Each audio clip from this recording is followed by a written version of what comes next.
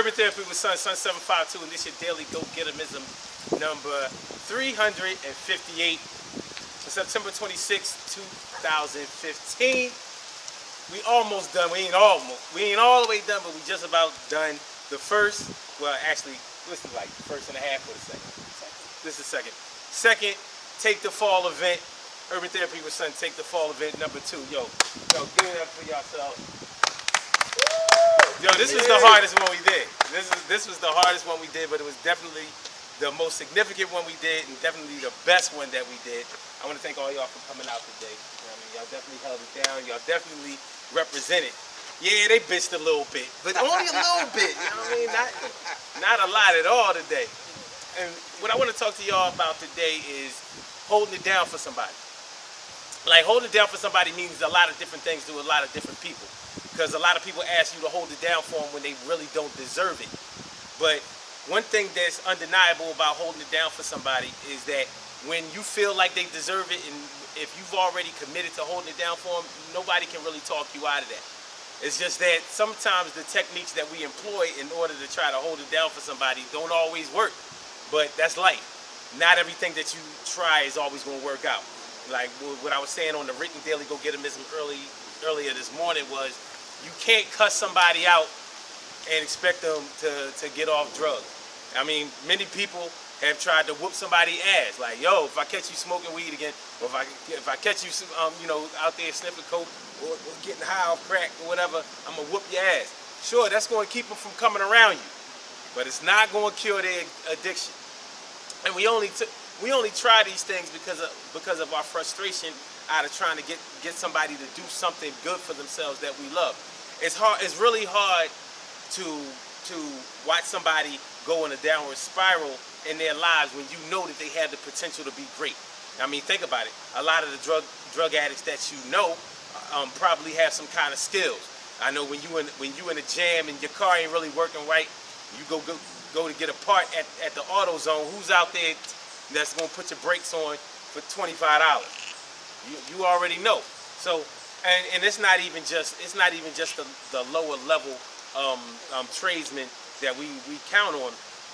But the bottom line is, you know, when you talk about people on drugs or whatever, you're talking about, you could be talking about your mom, you could be talking about your dad, your brothers, your sisters, aunts, uncles, cousins, best friends, BFFs, all of that kind of stuff. And it's real hard not to hold it down for somebody when you really want to hold it down for them. And it gets real tough when people are telling you that somebody else has reached the end of their rope. Like, yo, why you keep messing with dude? Why you keep, you know, being there every time they call, or every time they get in a jam, that's when they call you. They don't never call you when it's good, you know, when things are going well for them, or they get their check or whatever. They don't never come and bless you. They get paid off a case. They don't never come through and make sure that you get taken care of, or you get like Christmas time or something like that is a stocking stuffer full of excuses and delays and dates when they gonna make up for what they didn't do. But when it's time for you to stop holding it down for somebody, it'll click in your mind.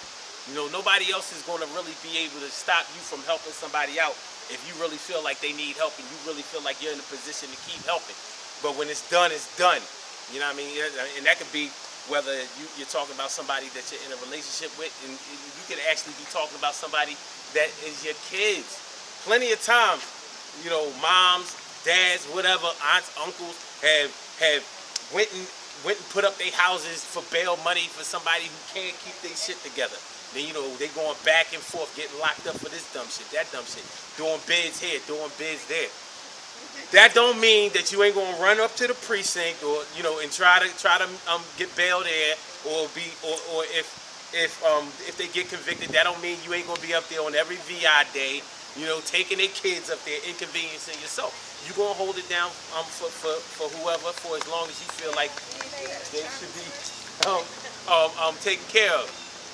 So, you know, so I guess what it really all boils down to is, you know, when you feel like somebody deserves it, or you feel like you distill enough in your own personal tank to hold it down for them, don't feel bad about that, because ultimately you can't dish yourself for trying to help somebody out that you think needs help, especially when you feel like you're in a position to help. One thing I would safeguard against is feeling guilty for not being there every time somebody tries to pick your pocket. You know what I'm saying? Like, if it really is the case where somebody fakes injuries or fakes emergencies so because they know that you got it and you will get it, that pretty much makes you a sucker. But we go through that, and that happens. So, you know, I would say safeguard against that, but even, you know, love makes you do a lot of crazy things, and one thing that love has been known to do to a lot of people is make a sucker out of many of us. So that's that. Don't feel bad about that. If you can't do it for love, you can't do it for shit else. Think about it. Good things happen to those who wait.